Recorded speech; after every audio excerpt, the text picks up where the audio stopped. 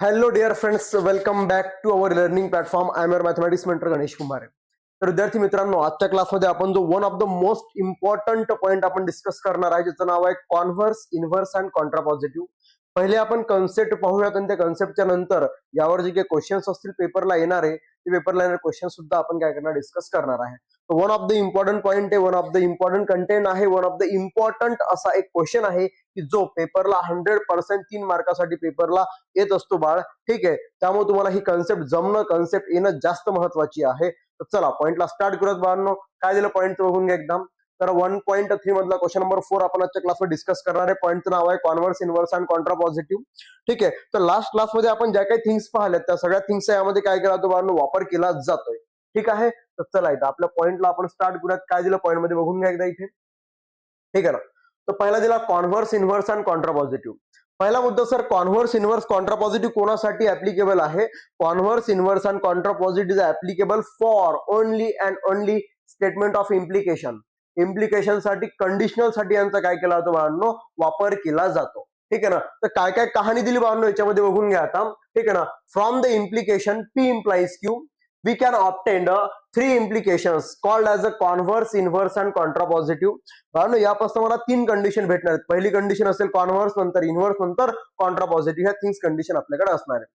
तर आता मला सांगा, हा जो आपल्याकडे बाळांनो कोण दिला बघून घ्या बरं इथे. इथे माझ्याकडे P implies Q दिला.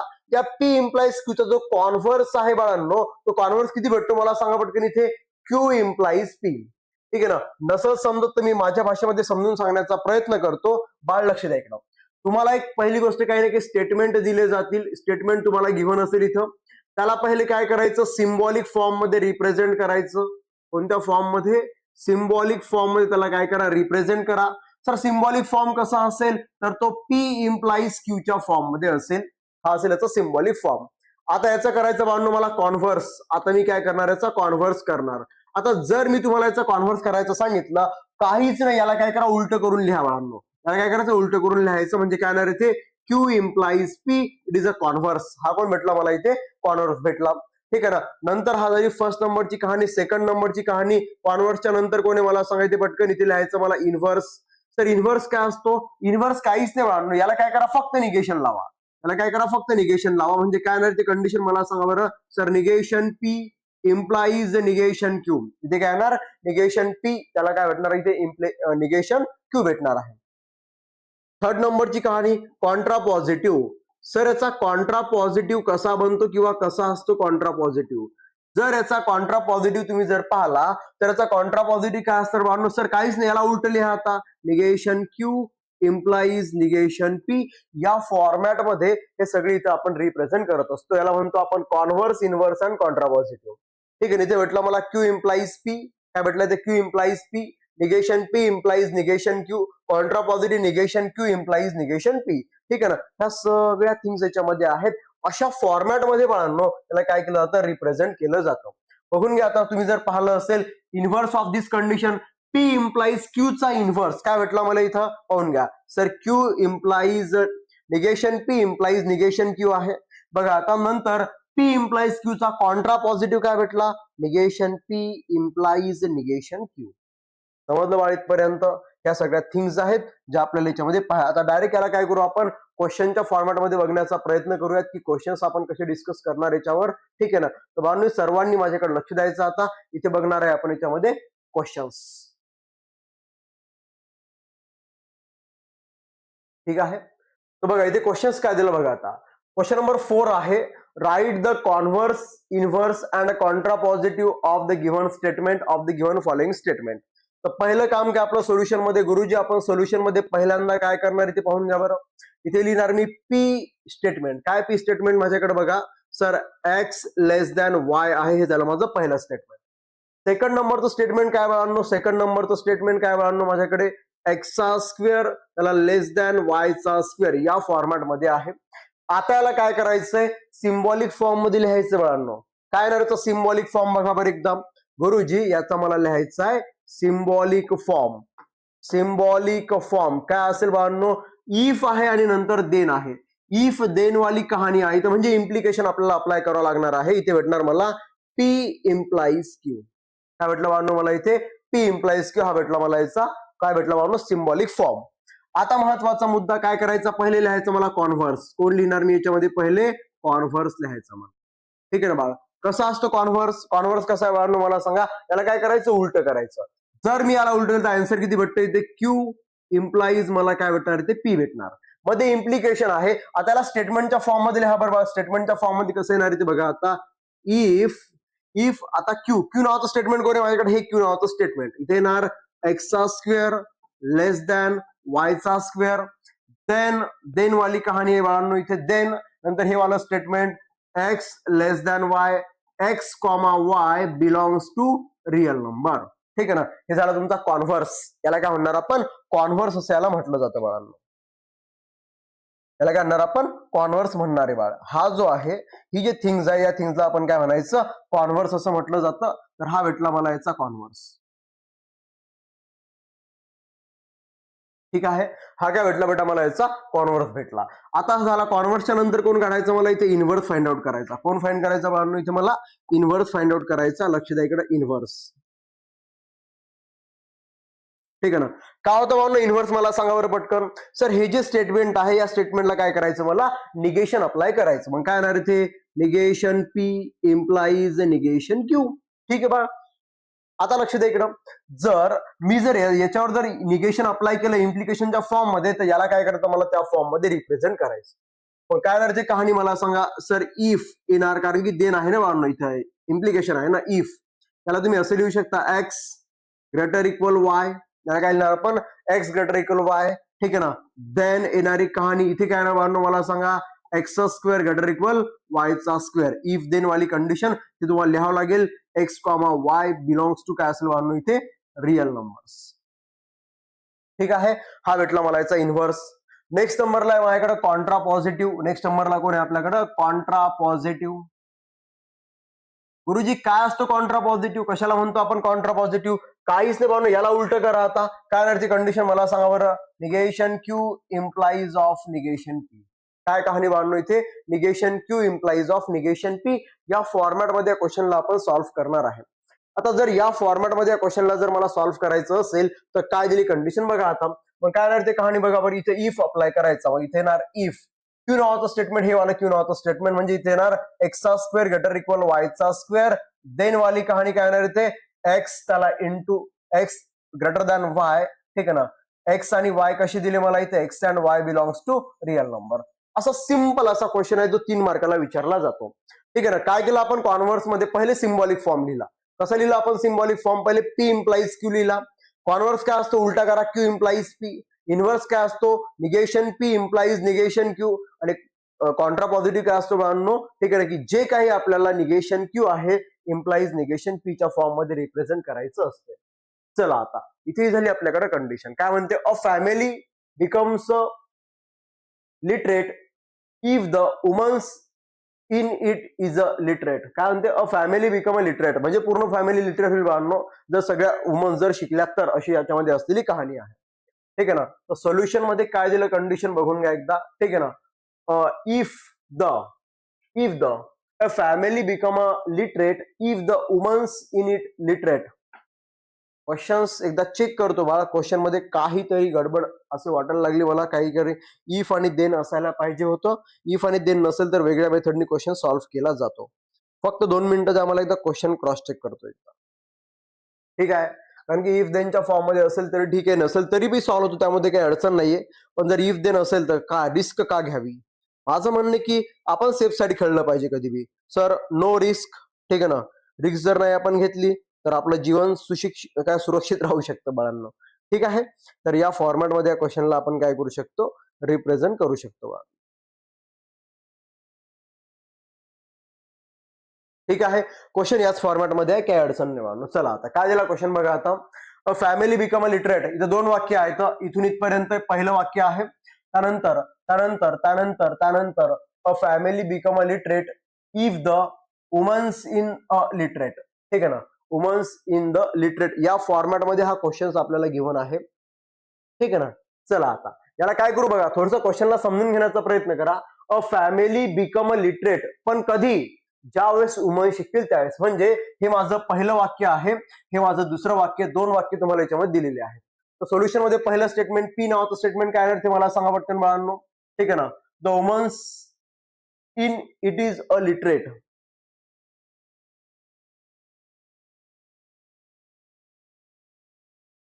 आला क्वेश्चन मध्येच घोळ यार काहीतरी. वाक्य बरोबर बघा एकदा. काय दिलं वाक्य पहा बरं, एकदा तुम्हाला सांगतो, लक्ष द्या इकडं. A family become a literate if the women's in it is a literate. Okay, वाक्य तर करेक्ट आहे, काही अडचण नाही याच्यामध्ये. ओके बेटा, चालेल, बरं, ठीक आहे, ठीक आहे.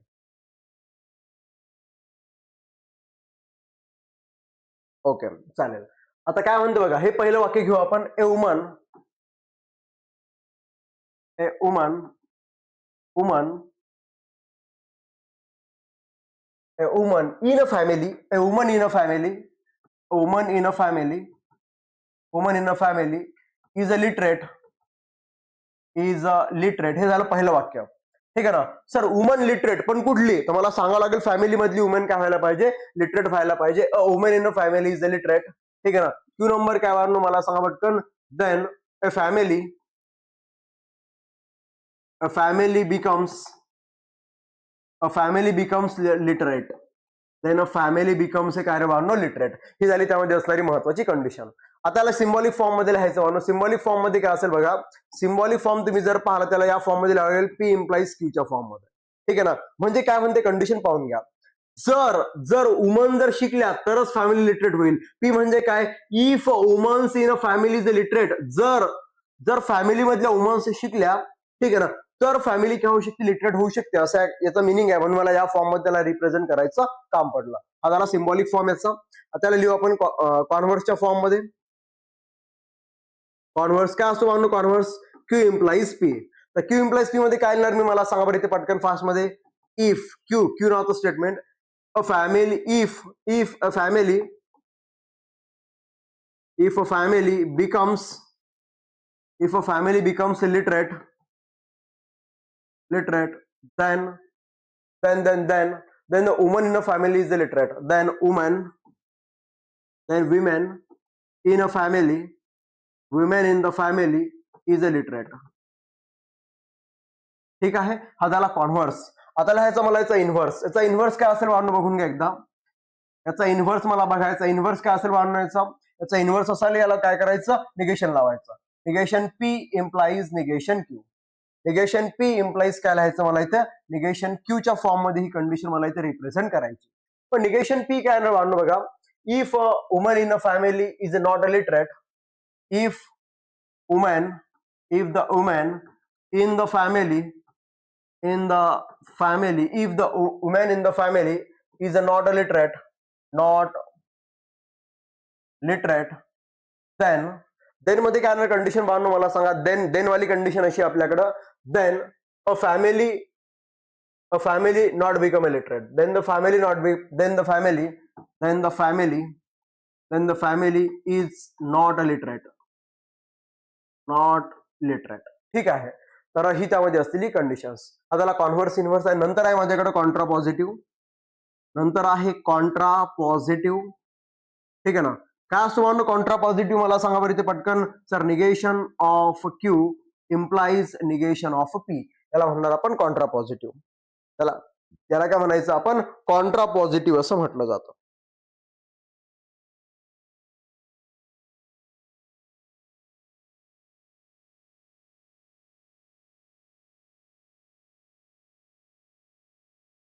ठीक आहे. तिथे काय वाक्यानं बांधलो, निगेशन क्यू करायचं. मग काय होणार आपण, if a family does not become a literate, if the family does not become a literate. इथे येणारी कहाणी काय म्हणते, कंडिशन बघून घ्या. If a family does not become a literate, then मध्ये काय मला सांगा, निगेशन ऑफ पी करायचं. Then women in the family is not literate. ते ना, ठीक आहे ना बेटा. Then the women in a family not a literate, ठीक आहे ना. अशा फॉर्मॅटमध्ये सगळे क्वेश्चन्स काय केलं बाळांनो, डिस्कस केले जातात. ठीक आहे. तर असा एक क्वेश्चन आहे बाळांनो आपल्याकडे. ठीक आहे. तर अपेक्षा करतो समजलं असेल तुम्हाला. ठीक आहे ना. वाक्य थोडंसं चेंजेबल होतं बाळा. ठीक आहे ना. कारण की कंडिशन होत्या ना. मला सांगा, घरातली बाई शिकली तर फॅमिली शिकेल असं वाक्याचं म्हणणं आहे. तर घरामधली स्त्री जर शिकली तर फॅमिली शिकेल असं वाक्याचं म्हणणं होतं, म्हणून त्याला त्या फॉर्म मध्ये रिप्रेझेंट करायचं काम पडलं. त्याला तुम्ही करसाल बांधणं होतं. काय म्हणते कंडिशन बघून घ्या. If a surface area decreases, तर पी नंबरचं स्टेटमेंट मला हे भेटलं. हे तुमचं पी नावाचं स्टेटमेंट आहे आणि हे तुमचं क्यू नावाचं स्टेटमेंट आहे. म्हणजे काय नाही, ते सिम्बॉलिक फॉर्म मला सांगायचे, ते म्हटलं मला पी इम्प्लाइज क्यू. नंतर पहिला कोण आहे माझ्याकडे, कॉन्व्हर्स. कॉन्व्हर्स काय असतो मानू इथे, क्यू इम्प्लाइज पी. नंतर इथे काय येणार, इन्व्हर्स. इन्व्हर्स काय असतो मानू, negation P implies negation Q. Converse inverse. नंतर कॉन्ट्रा पॉझिटिव्ह कसा असतो बांधू मला सांगायचे, negation Q implies negation P. ठीक आहे ना. स्टेटमेंट तुम्ही लिहून घेसाल बाळांनो.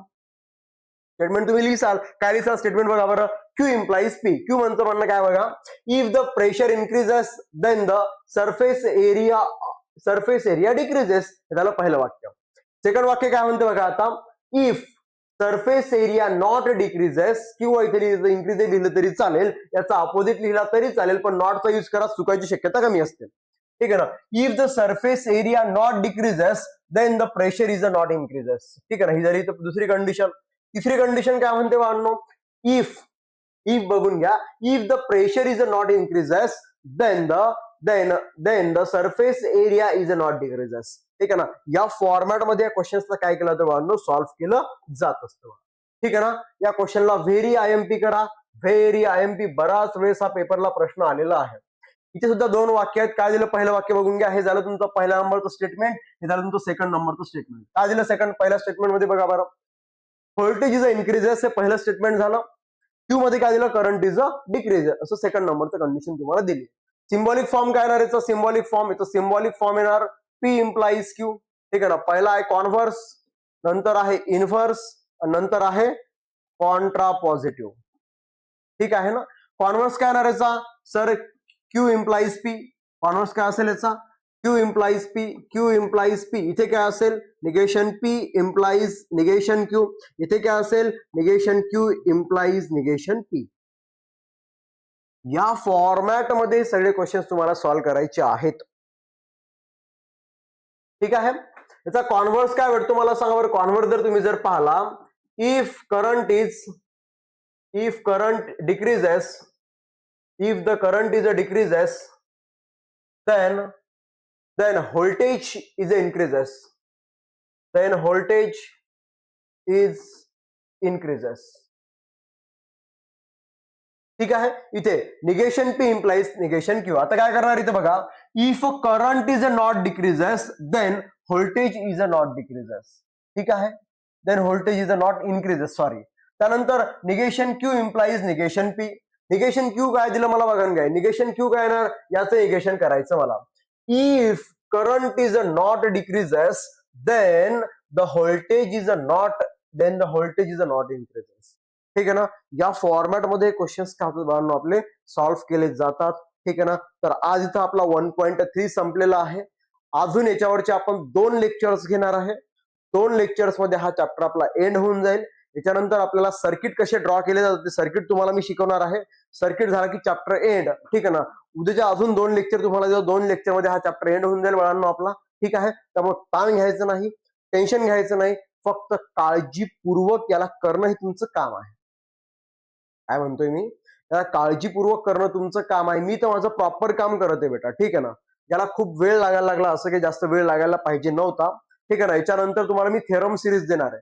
जे ऍप्लिकेशन वाले मुलं आहेत त्या ऍप्लिकेशन वाल्या मुलांना मी थेरम सिरीज देणार आहे. जे सप्लिमेंटरी वाले मुलं आहेत त्यांना सुद्धा मी थेरम सिरीज देणार आहे. त्यातला रोज एक थेरम तुम्ही करायचा. त्या थेरमला 10 वेळेस लिहून पहा. 10 वेळेस मी आता सांगायला लागलो. 10 टाइम्स एक थेरम लिहून बघायचा आणि तो थेरम रोज पेपर होईपर्यंत बघायचा, लिहून बघायचा. ठीक आहे. आणि महत्वाचा मुद्दा की ते थेरम जे मी तुम्हाला सांगणार ते थेरम 100% पेपरला असतात बाळांनो. त्यामुळे थेरमकडे दुर्लक्ष करू नका. ठीक आहे. Thank you so much. Remaining part अपन नेक्स्ट एपिसोड में पाहूयात. ठीक है ना. धन्यवाद. चलो मिलते हैं नेक्स्ट क्लास में. दुआ में याद रखना बेटा. ठीक है. आणि जर आतापर्यंत कोणीच जर चॅनलला सबस्क्राईब केलं नसेल तर प्लीज सबस्क्राईब अवर चॅनल. हे माझं आणि तुमचं दोघांचं चॅनल आहे बाळांनो. त्याला मोठं करणं ही फॅमिली आपली आहे. फॅमिलीतला मोठं करणं तुमचं काम आहे. ठीक आहे. तर धन्यवाद. Thank you so much. चला भेटूयात नेक्स्ट क्लासमध्ये.